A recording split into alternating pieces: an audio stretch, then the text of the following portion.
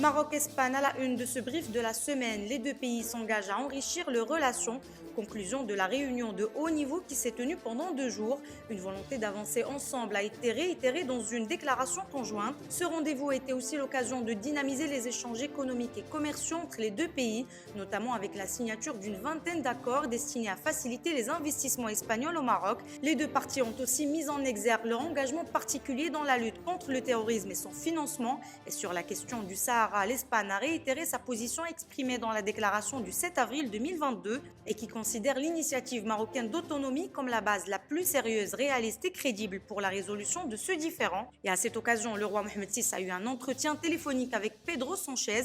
Le souverain a invité le responsable espagnol à effectuer une visite officielle au Maroc très prochainement en vue de renforcer davantage le partenariat bilatéral. Toujours dans l'actualité politique, Aziz Akhnouch était face aux députés de la Chambre des représentants pour faire le point sur la politique gouvernementale en matière d'investissement. Le chef du gouvernement est revenu sur la vision de l'exécutif en ce sens. Il s'est dit conscient des défis de l'investissement, notamment les faibles rendements et le manque d'efficacité.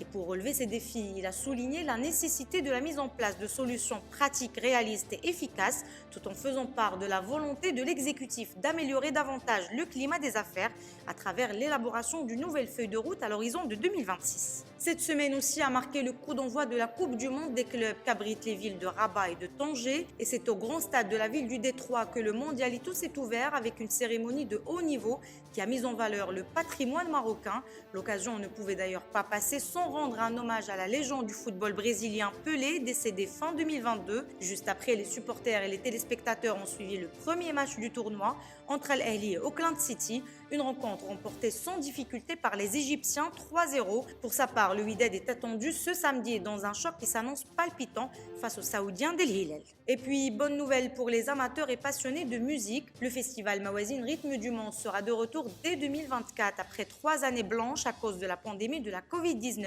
Mawazine retrouvera donc bientôt ses fans dans les villes de Rabat et de Salé qui sont depuis 2001 théâtre de rencontres exceptionnelles entre le public et des artistes de renom. Et on termine par la France qui est toujours plongée dans les grèves contre la réforme des retraites. Après la manifestation du 19 janvier puis celle du 31 du même mois, les syndicats ont appelé à 2 nouvelles dates de manifestation les 7 et 11 février prochains. Plus d'informations sur lebrief.ma.